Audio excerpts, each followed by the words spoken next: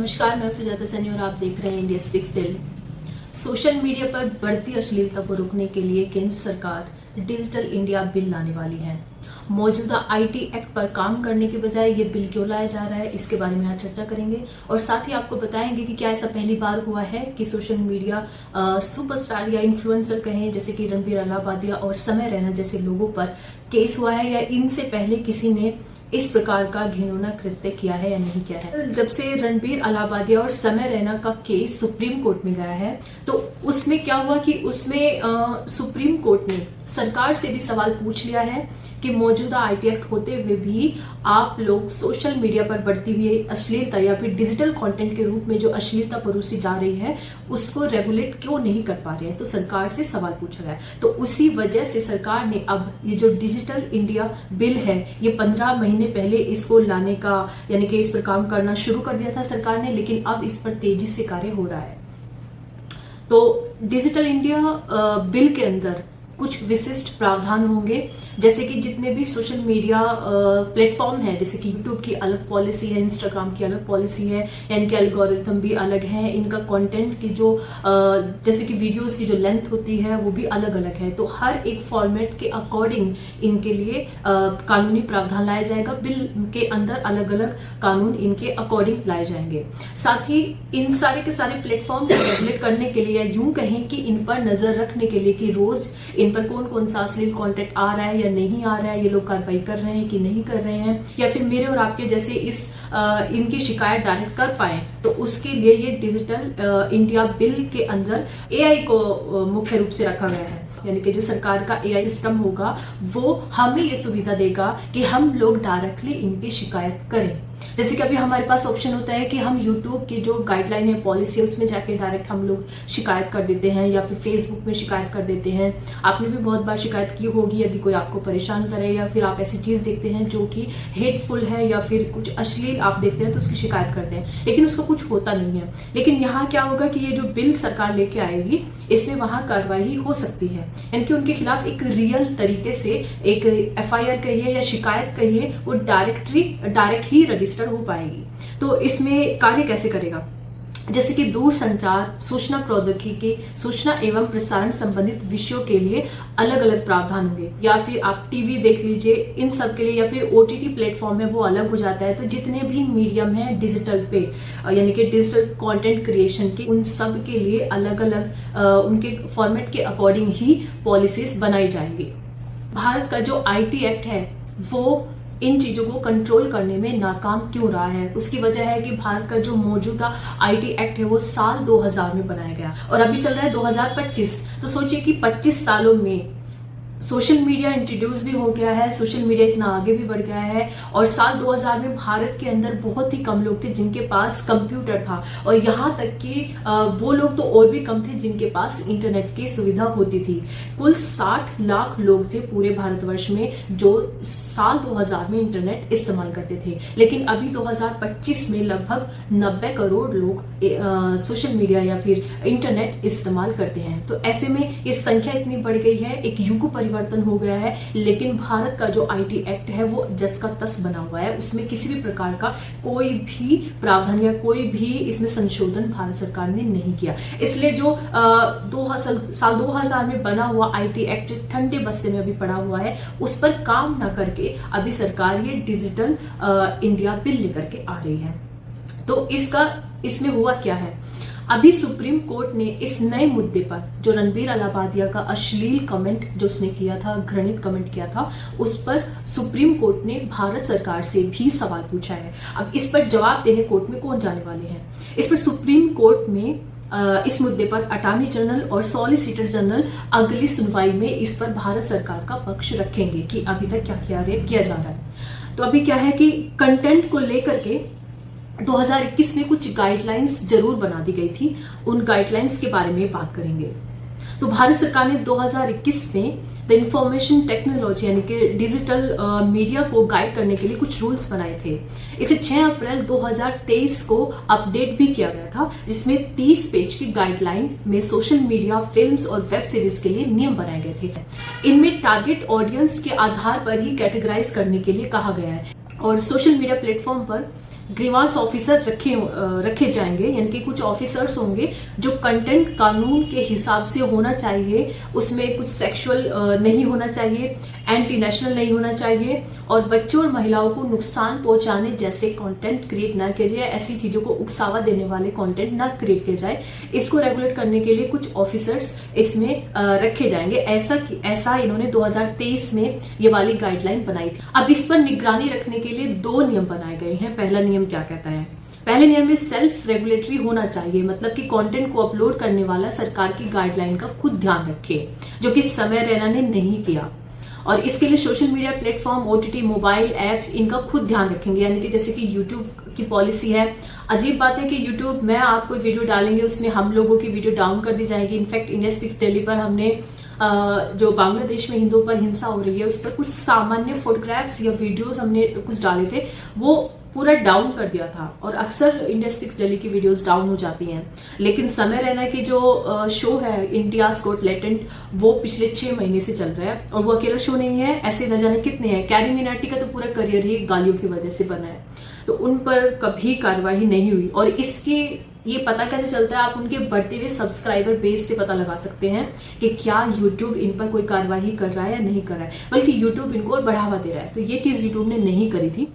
दूसरा नियम क्या कहता है इसमें? दूसरा है कि अगर किसी को कंटेंट पर आपत्ति है तो वो शिकायत कर सकता है। इसके लिए कंटेंट पब्लिश करने वाले प्लेटफॉर्म, वेबसाइट, ऐप पर शिकायत करने के लिए सिस्टम होगा। उस पर ग्रीवांस ऑफिसर का नाम, फोन नंबर और ईमेल आईडी होगी। कोई भी व्यक्ति उस पर शिकायत कर सकता है।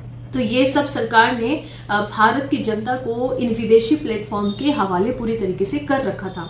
अब इसी पर सुप्रीम कोर्ट भारत सरकार से सवाल पूछने वाला है, जो अगली सुनवाई होगी। तो सॉलिसिटर जनरल इस पर जवाब देंगे, उसके बाद पता चलेगा कि क्या सरकार की तरफ से जवाब आया। अब बात करते हैं रणबीर अलाहाबादी और समय रैना के केस में अभी क्या चल रहा है। तो थोड़ा मैं इसके बारे में टाइमलाइन आपको बता देती हूँ। 8 फरवरी को इंडियाज गॉट टैलेंट का वो एपिसोड आया था यूट्यूब पर, जिसमें ये कमेंट सब आए थे। और उसके बाद 10 फरवरी को मुंबई पुलिस ने शो के होस्ट समय रैना और रणबीर अलाहाबादी और अपूर्वा मखीजा समेत शो के आयोजकों पर केस दर्ज किया था। इसके साथ ही 10 फरवरी को ही असम में इन पर एफआईआर हुई थी। शिवसेना से सांसद प्रियंका चतुर्वेदी ने संसद की आईटी समिति से शिकायत करके एक्शन लेने और गाइडलाइन जारी करने की डिमांड की थी।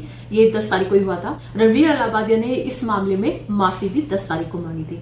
11 फरवरी को मुंबई के वर्सोवा में यूट्यूबर रणबीर अलाहाबादी के घर पर 5 पुलिस ऑफिसर्स की एक टीम गई थी। नेशनल ह्यूमन राइट्स कमीशन की मांग पर यूट्यूब ने इंडियाज गॉट टैलेंट के विवादित एपिसोड को हटा लिया था। तो एपिसोड जो हटाया गया वो 11 तारीख को हटाया गया, अपलोड किया गया था ये 8 तारीख को। शूट ये बहुत पहले हो चुका था। तो 11 फरवरी को इनका ये यूट्यूब से हटवा दिया गया। 14 फरवरी को असम पुलिस ने रणबीर अलाहाबादी को समन भेजा था। 14 फरवरी को ही अलाहाबादी ने अर्जेंट हियरिंग के लिए सुप्रीम कोर्ट में अपनी याचिका दी थी।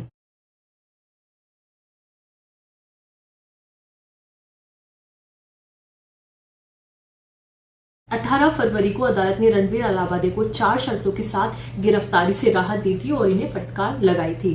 अब ये तो हो गया समय रैना और रणबीर अलाहाबादी का केस, लेकिन आपको याद होगा कि ऐसा करने वाले ये लोग नहीं है, बल्कि इन्होंने जो किया है इससे भी अधिक भयानक कुछ लोग पहले कर चुके हैं और बल्कि धड़ल्ले से करते आ रहे हैं। उन केसेस के बारे में हम आपसे बात करेंगे। सबसे पहला है राज कुंद्रा। मुंबई पुलिस ने 19 जुलाई 2021 को एक्ट्रेस शिल्पा शेट्टी के पति राज कुंद्रा को गिरफ्तार किया था इनके घर से, और इनके ऊपर आरोप था कि ये एक ऐप बना करके, अलग से एक प्लेटफॉर्म, एक ऐप बना करके ये सॉफ्ट फोन यानी कि पॉर्न वीडियो शूट करते थे या फिल्में कहीं वो शूट करते थे और ये काम कर रहे थे, यानी कि पोर्नोग्राफी का काम ये कर रहे थे। तो इनको गिरफ्तार किया गया था। मुंबई पुलिस ने बताया था कि क्राइम ब्रांच ने फरवरी 2021 में एक केस दर्ज किया इनके खिलाफ और इस मामले में राज कुंद्रा के शामिल होने के उनके पास पूरे पर्याप्त सबूत थे, क्योंकि ये इन्हीं के प्रोडक्शन के तले, यानी कि वो कंपनी इन्हीं की थी। और इस मामले में कुंद्रा समेत 12 आरोपियों को गिरफ्तार किया गया था। पुलिस ने कोर्ट में बताया कि राज कुंद्रा अपने ऐप हॉटशॉट के जरिए अश्लील वीडियो की डीलिंग कर रहे थे। अभी वो सलाखों से बाहर है, वो ज्यादा समय जेल में रहे भी नहीं है। उनका केस वेस भी उन्होंने बड़े अच्छे से हैंडल कर लिया। कुछ समय थोड़ी उनकी बदनामी हुई, उसको लेकर उन्होंने कुछ ड्रामा भी किया था। फेस पर एक मास्क पहनकर वो चलते थे और फिर उसके बाद उसको रिमूव करके सबके सामने एक पब्लिसिटी स्टंट करते हुए सामने आए। तो उनका कुछ हुआ नहीं था इसमें। दूसरा है एकता कपूर।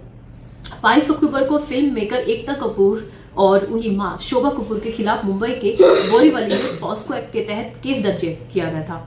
तो उन पर ओटीटी प्लेटफॉर्म ऑल्ट बालाजी की वेब सीरीज गंदी बात में नाबालिगों से जुड़ा अश्लील कंटेंट दिखाने का आरोप लगा था। ये सीरीज फरवरी से अप्रैल 2021 के बीच दिखाई गई थी।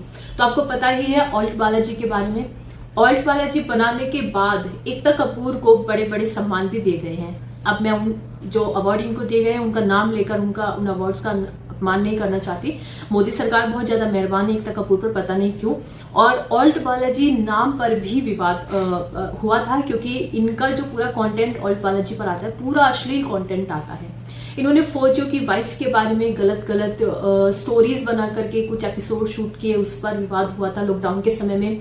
और ये जो अश्लील कंटेंट जिसकी बात हो रही 2021 का ही ये मामला है, जिसमें छोटे बच्चों को लेकर अश्लील कंटेंट इनका था। तो इनके ऊपर ना कोई एफआईआर हुई, राज कुंद्रा के ऊपर तो एफआईआर हुई, उसकी गिरफ्तारी भी हुई और उसको कोर्ट के चक्कर भी लगाने पड़े, लेकिन इनके ऊपर तो कुछ भी नहीं हुआ। तब उनकी company alt digital media entertainment limited ने कहा था कि कंपनी सभी कानूनों का पूरी तरीके से पालन कर रही है। तो उस समय केवल एक विवाद रह गया था कि भाई इनकी जो कंपनी का नाम है वो ऑल्ट बालाजी क्यों है, मतलब कोई और नाम रख सकते थे, बालाजी के नाम पे इन्होंने क्यों रखा है।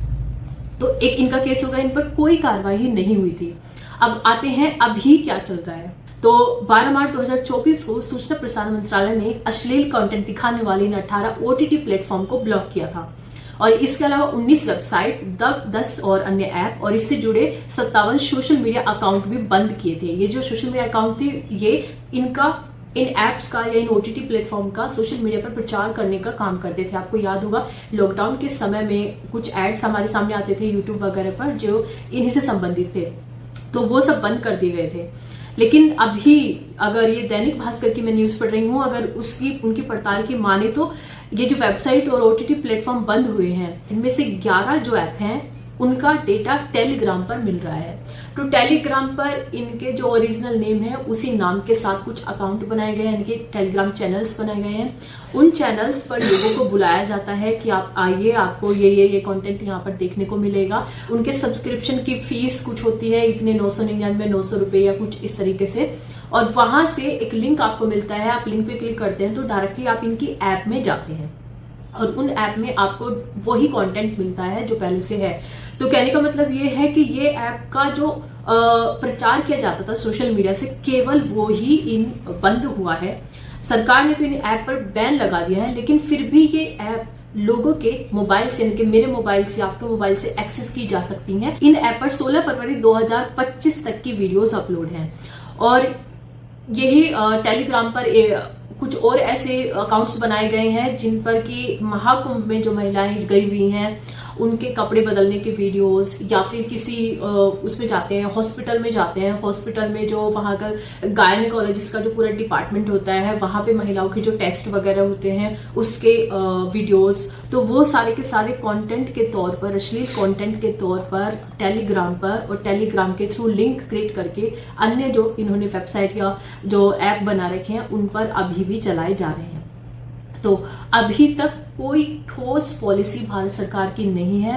अब देखना यह है कि ये जो नया बिल जो ला रही है सरकार जिसका नाम है डिजिटल इंडिया बिल, ये बिल एआई के थ्रू किस प्रकार से इन लोगों को पकड़ पाएगा जो कोई ना कोई रास्ता ढूंढ लेते हैं अश्लील कंटेंट को जनता तक पहुंचाने का। तो अब इनको लेकर के जो मैंने अभी आपको बताया ऑल्ट बालाजी के बारे में, इसको लेकर के क्या आरोप लगाए गए हैं। पूरा मामला ये है कि पूर्व सेंट्रल इंफॉर्मेशन कमिश्नर उदय माहुरकर ने सोशल मीडिया और ओटीटी पर अश्लील फिल्मों का मुद्दा कोर्ट में उठाया हुआ है। अगर दैनिक भास्कर की रिपोर्ट की माने तो इन्होंने बताया कि हमने नेटफ्लिक्स, ऑल्ट बालाजी और एक्स यानी कि अभी जो ट्विटर है, जो अभी एक्स है, उसके खिलाफ दिल्ली पुलिस में शिकायत दी थी। लेकिन उदय माहुरकर जी का आरोप है कि हमारी शिकायत पर एफआईआर दर्ज नहीं की गई। तब मैं साकेत कोर्ट गया। इस मामले में 6 मार्च 2025 को अगली सुनवाई होगी। कोर्ट में दिल्ली पुलिस को भी जवाब देने के लिए बुलाया है। तो इन्होंने साफ कर दिया कि इन्होंने नेटफ्लिक्स, ऑल्ट बालाजी और एक्स पर जो ऐसा कंटेंट जो अश्लील है, जो नहीं दिखाया जाना चाहिए, उसकी शिकायत दिल्ली पुलिस में लेके गए थे और दिल्ली पुलिस ने एफआईआर दर्ज करने से मना कर दिया। वो अब फिर ये डायरेक्टली कोर्ट में गए हैं तो साकेत कोर्ट में दिल्ली पुलिस को बताना पड़ेगा कि एफआईआर दर्ज क्यों नहीं की। अब इन्होंने एक कमेंट किया है रणवीर अलाहाबादिया पर। इन्होंने कहा है कि रणवीर और समय रैना के शो में अश्लील बातें बोली गई हैं, लेकिन ऑल्ट बालाजी पर यह फिल्मों में दिखाया गया है। हमने शिकायत के साथ वीडियो के स्क्रीनशॉट भी दिए हैं। तो जब इन्होंने देखा कि दिल्ली पुलिस एफआईआर दर्ज नहीं कर रही है, इस पर कोई कार्रवाई नहीं हो रही है, तो डायरेक्टली ये कोर्ट चले गए और वहां इन्होंने सबूत के तौर पर जो एकता कपूर का ऑल्ट बालाजी है उस पर क्या क्या दिखाया जाता है वो सब के स्क्रीनशॉट उन्होंने वहां पर लगाए। तो अभी इस पर भी सुनवाई होगी, उसमें दिल्ली पुलिस से जवाब मांगा जाएगा कि आपने एफआईआर दर्ज क्यों नहीं की, और अभी अगर उस पर एफआईआर दर्ज करनी ही पड़ेगी और आगे जाकर के हो ये सकता है कि एकता कपूर की भी मुश्किलें बढ़ने वाली है। वैसे जिस प्रकार से रणबीर अलाहाबादी और समय रैना के खिलाफ एक सोशल मीडिया पर पूरा का पूरा कैंपेन चला है, ठीक वैसे ही कैंपेन चलाने की आवश्यकता ऑल्ट बालाजी की एकता कपूर के खिलाफ भी इसकी भी आवश्यकता है, क्योंकि वो भी जेल जानी चाहिए, उसके खिलाफ भी कार्रवाई होनी चाहिए। जब तक आप इन लोगों पर कार्रवाई करने के लिए सरकार पर दबाव नहीं डालेंगे तब तक ऐसा हो ही नहीं पाएगा। अब बात यह है कि रणबीर अलाहाबादी और समय रैना ने जो किया है उन्होंने जानबूझकर किया है और जानबूझकर की गई चीजों का उन्हें खामियाजा भुगतना पड़ेगा। समय रैना का तो मैं एक आपको इंटरव्यू भी बता देती हूँ। समय रैना ने कहा था कि उनका जो शो है इंडियाज गॉट टैलेंट, उसके बहुत सारे जो ओटीटी प्लेटफॉर्म है वो लाइन लगा करके उनसे कह रहे हैं कि आप इसे हमारे प्लेटफॉर्म पर लाइए, हमारे पे लाइए, लेकिन उन्होंने यानी कि समय रैना ने बोला कि मैंने मना कर दिया, क्योंकि ये लोग क्या करेंगे, इस पर बहुत सारा इसको रेगुलेट करेंगे, यानी कि इसको बोलेंगे कि ये चीजें नहीं बोलनी है, आपको वैसा नहीं करना है। तो इनको ये रॉ रखना था, यानी कि समय रैना को ये गाली गलोच वाला जो पूरा कंटेंट है वो ही रखना था। सन 2000 में आईटी एक्ट आया था और अब तक इस पर कुछ भी संशोधन या कुछ किया नहीं गया है। इस बीच कितने बिल ऐसे आ गए हैं जिनकी वजह से कुछ कम्युनिटीज को बहुत बड़ा फायदा हो गया है, या फिर वक्फ बोर्ड में न जाने कितने संशोधन कर दिए गए हैं जिसकी वजह से वक्फ बोर्ड अब पूरे भारतवर्ष के लिए मुसीबत बनता चला गया है। लेकिन जो बिल सबके लिए बेहद जरूरी था, आईटी एक्ट, उस पर कुछ भी नहीं किया गया है। तो आज की रिपोर्ट आपको कैसी लगी आप कमेंट बॉक्स में जरूर लिखिएगा और इंतजार कीजिएगा कि 6 मार्च को जो दिल्ली पुलिस से सवाल पूछा जाएगा कि आपने ऑल्ट बालाजी के खिलाफ शिकायत दर्ज क्यों नहीं की, उसकी सुनवाई में क्या होता है, और उसके साथ ही जो अगली सुनवाई होनी है समय रैना और इस रणबीर अलाहाबादी के केस में, उसमें भारत सरकार जो पक्ष रखेगी अपना, उनका जवाब क्या होने वाला है कि इन्होंने अभी तक सोशल मीडिया को रेगुलेट करने के लिए क्या क्या कार्य किए हैं। तो उन पर हमारी नजर बनी रहेगी। अभी तक के लिए इतना ही, धन्यवाद।